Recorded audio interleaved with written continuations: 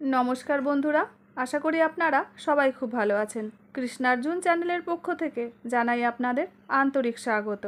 बंधुरा बाड़ीते जखन ईश्वर बसबास करेन तखन एई शुभ संकेतगुलो देखा जाय। बंधुरा प्रतिदिन सकाले आपनि जदि एई संकेतगुलो पान ताहले बुझे नेबेन जे आपनार बाड़ीते ईश्वर आछेन। सेई संकेतगुलो कि सेगुलोई आज एई भिडियोर माध्यमे आपनादेर संगे आलोचना करब। बंधुरा अनेकेई आछेन जारा बोलेन आमी तो प्रतिदिन ईश्वरेर पुजो करी तबुओ ईश्वर आमाके देखा देन ना केन।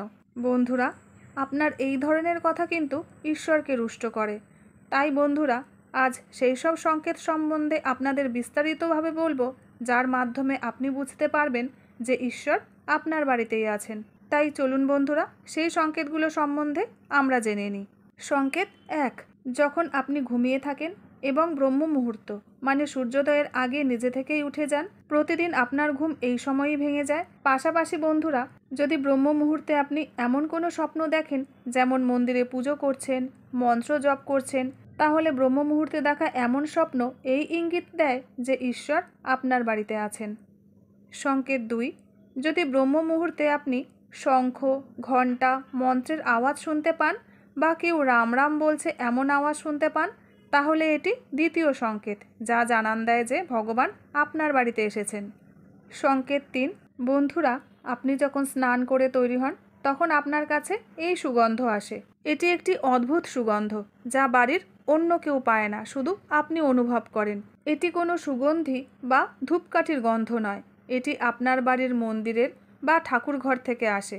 ঈশ্বর যে ঘরে অবস্থান করেন সেখানেই আপনি এই সুগন্ধ পাবেন, আর যতই আপনি মন্দিরের কাছে যাবেন ততই এই সুগন্ধ তীব্রতর হবে। বন্ধুরা এই সুগন্ধ ঈশ্বরের উপস্থিতির ইঙ্গিতবাহী যা আপনাকে জানান দেবে যে ঈশ্বর আপনার ঘরে বিরাজ করছেন।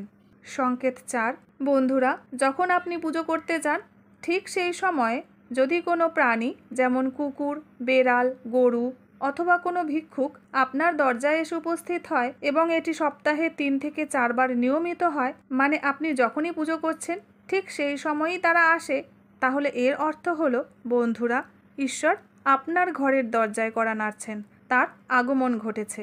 কারণ গরু মাতা লক্ষ্মীর স্বরূপ হিসাবে বিবেচিত, কুকুর ভৈরব বাবা বা কাল ভৈরবের প্রতীক, আর কোনো ভিক্ষুক এলে তা ঈশ্বরের কোনো না কোনো রূপেই আসেন।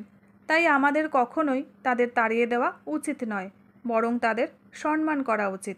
সংকেত 5, যদি রাতে ঘুমের মধ্যে আপনার বারবার স্বপ্ন আসে এবং সেই স্বপ্নে মন্দির, ভগবানের মূর্তি বা ছবি দেখতে পান তাহলে এর অর্থ হলো ভগবানের কৃপা আপনার ওপর বর্তমান।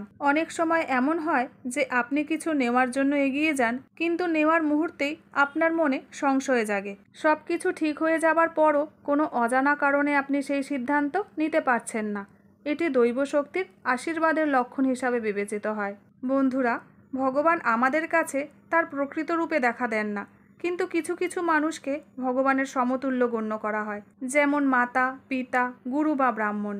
তাহলে বন্ধুরা আজকের এই ভিডিওটি আপনাদের নিশ্চয়ই ভালো লেগেছে, আর যদি ভালো লেগে থাকে কমেন্ট সেকশানে আমাকে জানাতে কিন্তু ভুলবেন না। আর এই বিষয়ে যদি আপনাদের মনে কোনো প্রশ্ন থেকে থাকে তাহলে সেটাও কমেন্টের মাধ্যমে আমাকে জানাতে পারেন।